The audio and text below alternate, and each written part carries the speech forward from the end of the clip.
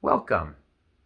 And this is part of a series of things I've learned or adapted to since losing my left eye to cancer.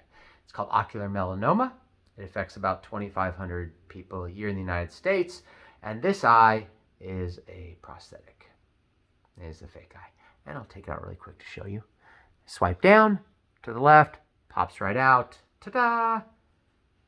Hand painted to match my other eye. It was molded to my eye socket. They're very expensive, and that black dot tells me which way is up, which comes really in handy. So, I want to talk about, I'm going to leave this out so it's easier to understand the video. So, this video is going to be about peripheral vision, right? That's the angle that you see. Now, of course, you lose some peripheral vision when you lose one of your eyes, but not all of it, right? Because this eye crosses over with this eye. Okay? There's a huge amount of crossover, like this. So I lost about 25-30% on my left side.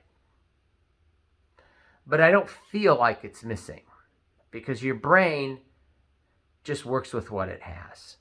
So my peripheral vision feels very normal, and it only feels restricted when I really need it, when I consciously need it, or if somebody sneaks up on me on my left, I go, oh, and I don't see them until they're about right there. So here's some interesting nuances about peripheral vision. Depending on the size, how deep your eyes are in your head, and the size of the bridge of your nose and your total nose will have a big effect on how much peripheral vision you lose.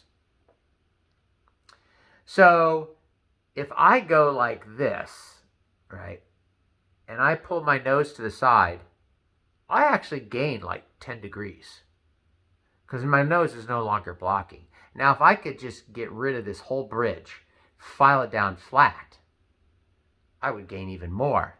And if my eyes weren't so inset deeply, I could see even more.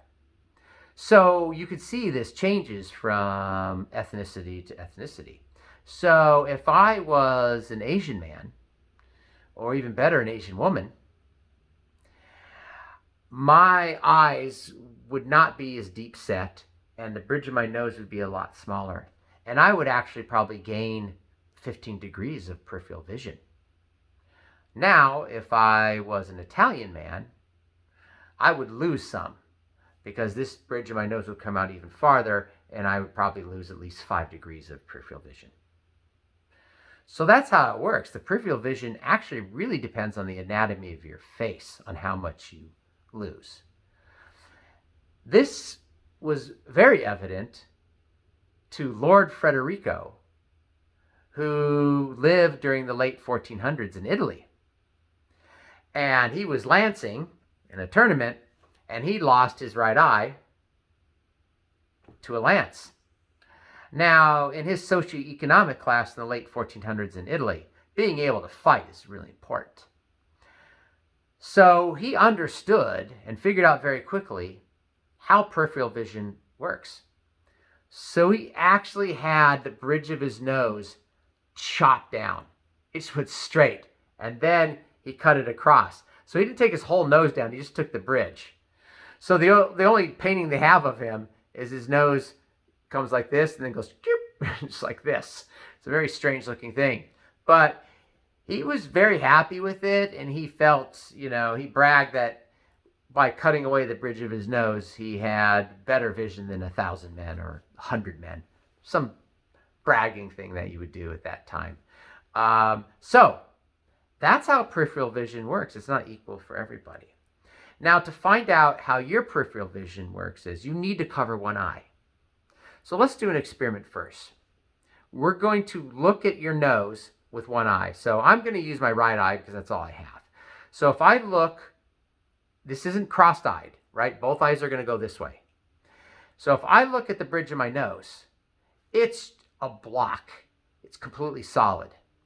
However, when you do it, you do the same thing. You'll notice that part of your nose is translucent.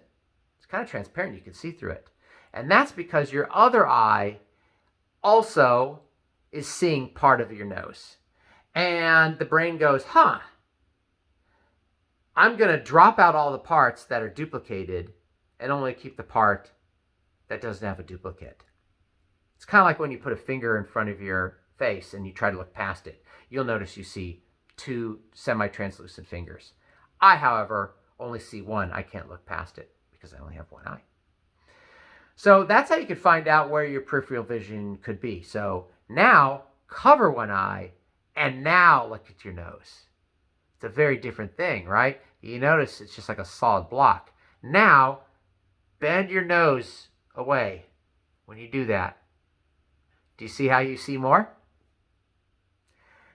And I tell you, every 5 degrees extra peripheral vision you can have is kind of a big deal. It could really come in handy. So that's kind of the nuances of peripheral vision. Yes, you do lose some peripheral vision when you lose an eye. However, it is highly dependent on how deep set your eyes are and how big your nose is on how much peripheral vision you're going to lose. So now you know.